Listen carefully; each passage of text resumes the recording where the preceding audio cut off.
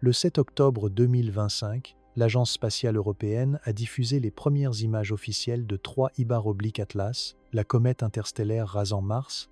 Le monde s'attendait à des détails inspirants, mais ce qui a éclaté fut l'indignation, un point flou, le silence de la NASA, de la Chine et des Émirats arabes unis, et aucune trace des données nettes que tout le monde anticipait. Pourquoi le survol le plus surveillé depuis des années, celui de Mars qui a enflammé Internet, n'a-t-il livré que des questions? Et que cachent les agences derrière des excuses techniques, alors que des astronomes amateurs produisent des images plus nettes que des missions à plusieurs milliards de dollars et que des rumeurs de chimie impossibles commencent à circuler? Seule une chose est certaine, la véritable histoire ne fait que commencer. Alors, qu'est-ce qu'on ne nous dit pas? À 9h22 temps universel, coordonné le 7 octobre, les premières images officielles de 3I/Atlas de l'Agence spatiale européenne ont été publiées sur les canaux de l'agence. En quelques minutes, les plus grands comptes scientifiques du monde, les passionnés de l'espace, et même les pages de mèmes ont diffusé le même cliché décevant, un faible point flou, à peine plus lumineux que le bruit numérique qui l'entourait. À midi, ESA Fail était en tendance dans 4 langues. Les hashtags comme FuzzyDot et Where are the Pics ont submergé X et Reddit avec des analystes de salon disséquant chaque pixel. L'indignation ne s'est pas arrêtée à la déception. Des comparaisons côte à côte ont montré des clichés de télescopes amateurs avec plus de détails apparents que l'orbiteur martien de plusieurs milliards d'euros. Des commentaires ont accusé l'Agence spatiale européenne de cacher quelque chose, pointant du doigt le silence simultané de la NASA, de la Chine et des Émirats arabes unis. À chaque question sans réponse, la pression pour une véritable explication n'a fait que croître. La caméra SASSA à bord de l'ExoMars Trace Gas Orbiter n'a jamais été conçue pour chasser des visiteurs interstellaires. Sa fonction est de cartographier la surface martienne en couleur nette, traçant les glissements de terrain et recherchant les changements subtils de poussière et de gel. Lorsqu'elle est pointée vers 3I/Atlas à 30 millions de kilomètres de distance, sa conception devient une limitation.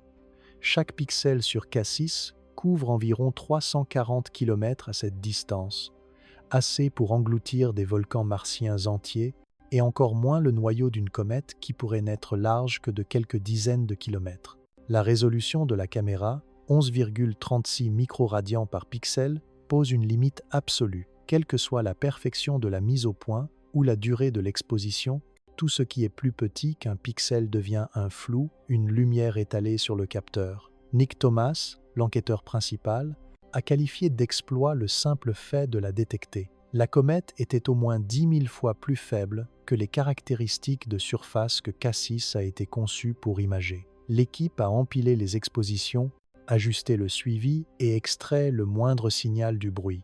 Le résultat, un point flou, n'était pas une dissimulation, mais un plafond technique. La coma, un nuage de gaz et de poussière large de milliers de kilomètres, se fond dans l'arrière-plan, tandis que le noyau lui-même est totalement perdu.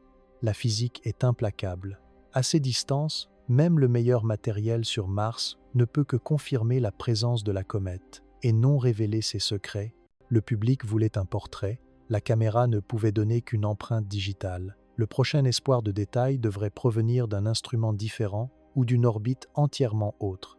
HiRISE, la caméra haute résolution à bord du Mars Reconnaissance Orbiter de la NASA, était censée être l'atout majeur de Mars. Son optique peut cartographier les traces des rovers depuis l'orbite et à 30 millions de kilomètres, elle promettait au moins un aperçu, peut être quelques pixels, du noyau de 3I/Atlas. Mais au fur et à mesure que le survol se déroulait, HiRISE est restée muette.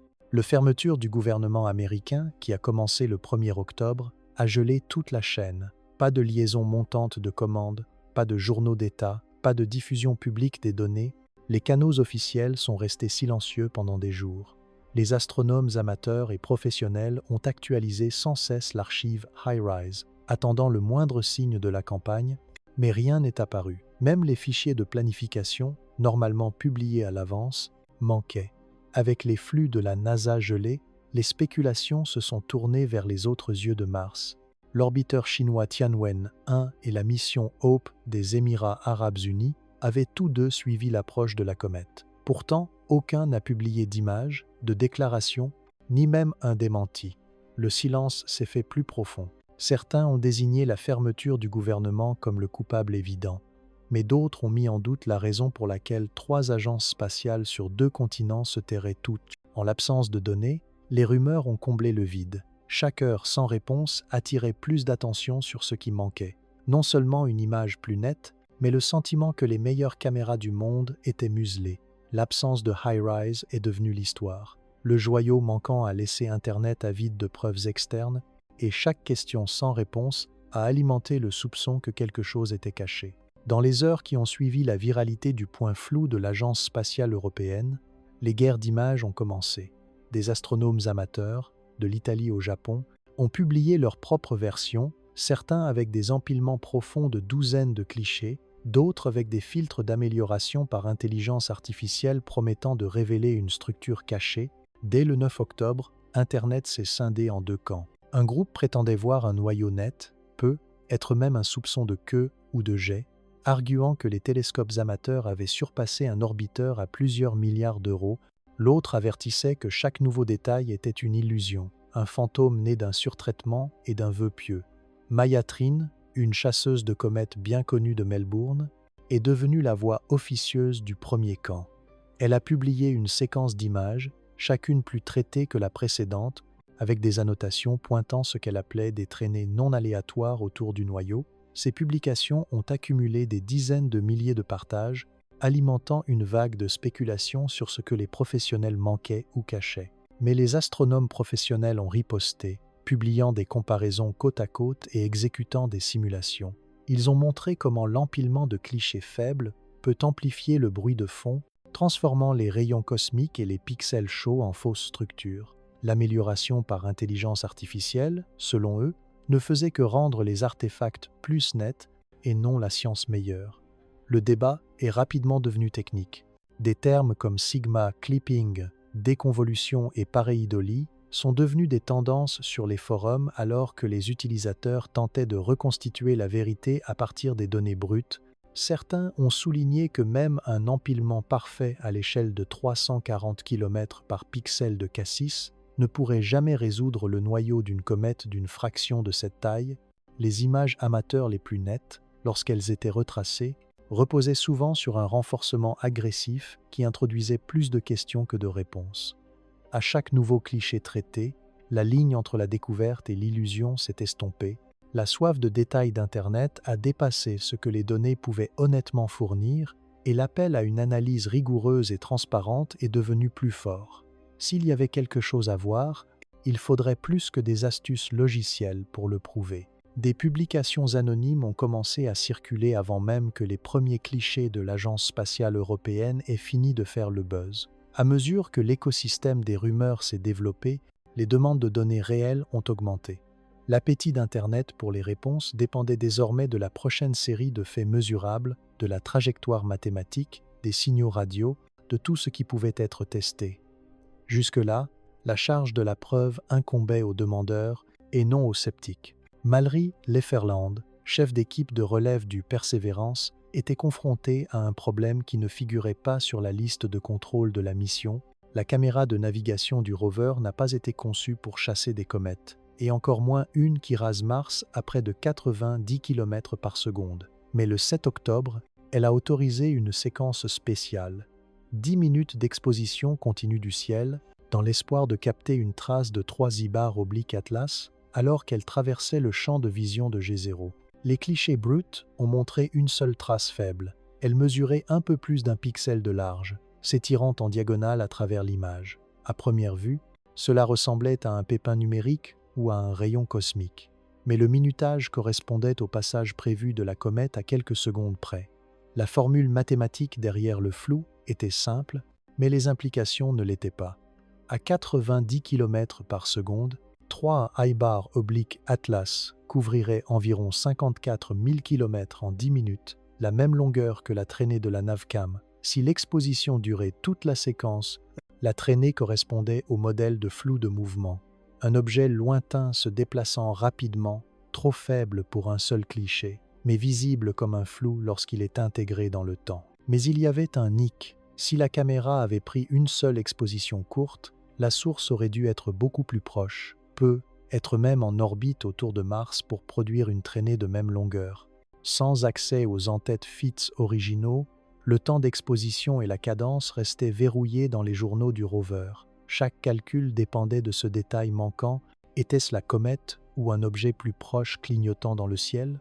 La décision de Lefferland a transformé une vague rumeur en une affirmation vérifiable. La traînée de la Navcam est devenue le premier chiffre fixe dans une mer de spéculation, un point d'interrogation de 54 000 km. Pour la prochaine série d'écoutes radio et de vérification de trajectoire, la formule mathématique fixerait la barre de ce qui comptait comme preuve et de ce qui n'était que du bruit. Une ligne tracée depuis le cratère G0 le 7 octobre pointait presque directement vers un endroit du ciel célèbre pour une chose, le signal WOW. En 1977, un radiotélescope de l'Ohio State avait capté une bouffée de 72 secondes à 1,420 MHz, la ligne d'hydrogène. Sa source n'a jamais été trouvée, mais les coordonnées sont restées dans les limbes. Maintenant, avec 3 ibars Atlas passant à quelques degrés de cette parcelle, la coïncidence était impossible à ignorer. Les forums se sont remplis de calculs rapides. Pour atteindre la force du signal WOW, à partir d'un émetteur situé à 600 unités astronomiques, il faudrait au moins un demi-gigawatt, peut être 2, si vous pointiez une antenne directement vers la Terre. C'est la production d'une centrale électrique majeure transmise à travers le vide. Pourtant, malgré tout le bavardage, aucun observatoire public n'a publié de données de la ligne d'hydrogène du survol. Pas de campagne d'écoute coordonnée, pas de dumps de spectre brut, pas même un résultat nul. Le silence n'était plus seulement optique maintenant, il était aussi radio. La question restait en suspens. Avec la géométrie alignée et la formule mathématique sur la table, pourquoi personne n'a-t-il tenté le test le plus simple? Le 29 octobre, 3 ibars Atlas s'est glissé derrière le Soleil du point de vue de la Terre, disparaissant dans un éblouissement si intense que même les meilleurs télescopes sont devenus aveugles. Pendant près de 40 heures, aucun observatoire au sol n'a pu la suivre. L'élongation solaire de la comète, son angle par rapport au Soleil, a diminué en dessous des limites de sécurité pour tous les instruments, sauf les plus blindés. Pendant ce blackout, chaque théorie a trouvé de la place pour grandir. Certains astronomes ont mis en garde contre des éruptions naturelles ou une possible fragmentation, le sort habituel des comètes soumises au stress solaire. D'autres, examinant les modèles orbitaux, se sont demandé à voix haute si une manœuvre, quelque chose d'artificiel, pouvait se dérouler hors de vue. Le projet Galileo, une équipe dédiée à la recherche de signes de technologie non naturelle, a annoncé une veille 24 heures sur 24 sur tous les canaux radio et optiques disponibles, espérant toute anomalie alors que l'objet arrondissait le périhélie. Avec l'événement principal caché, le monde s'est retrouvé avec seulement des modèles et des spéculations.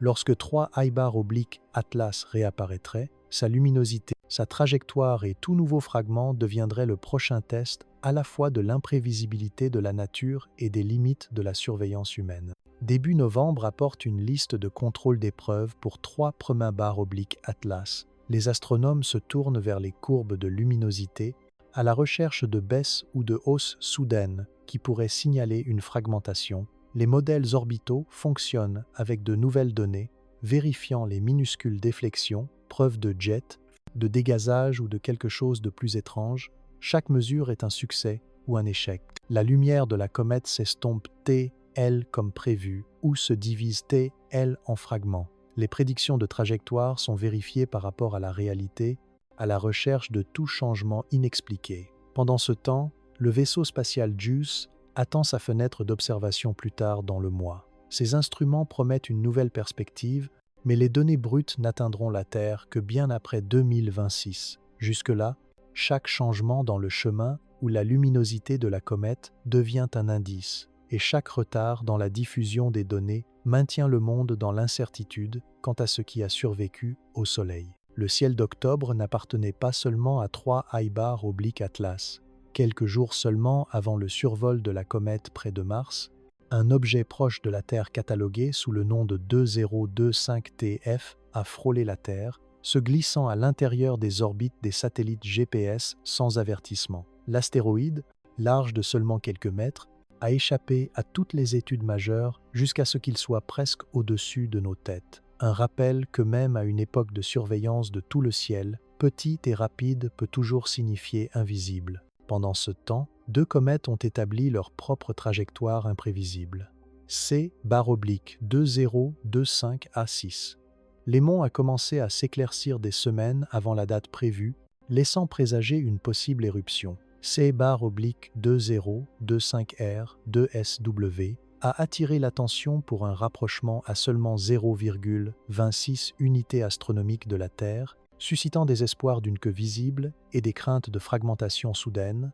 Chaque événement a souligné les limites de la surveillance actuelle où la prochaine surprise pourrait venir de n'importe quelle direction, à n'importe quelle échelle. La leçon, le cosmos est plein d'incidents critiques et notre surveillance n'est jamais complète. Les 7 et 8 octobre 2025, l'Agence spatiale européenne a publié les premières images officielles de 3 Ibar/Atlas, juste un seul pixel flou, déclenchant un débat mondial et des appels à la transparence. Le faible niveau de détail était le résultat des limites techniques de Cassis et non d'une suppression délibérée. Pourtant, le silence simultané de HiRISE, Tianwennan et Hope a laissé des lacunes de données clés inexpliquées.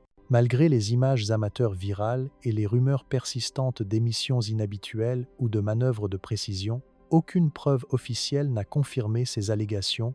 La traînée de la caméra de navigation Perseverance correspondait au flou de mouvement attendu pour un objet voyageant à 90 km par seconde, mais des explications alternatives ne pouvaient être totalement exclues. Alors que 3 Ibar/Atlas disparaissaient derrière le Soleil au périhélie, les observateurs se sont tournés vers début novembre pour des signes de fragmentation ou de déplacement de trajectoire, les observations retardées de JUICE et le récent passage rapproché de l'objet proche de la Terre, 2025TF, soulignent les défis constants de la surveillance des visiteurs rapides et imprévisibles. À ce jour, la vraie nature de 3 Ibar/Atlas reste non résolue, soulignant à la fois les limites et l'urgence de l'ouverture des données en sciences planétaires.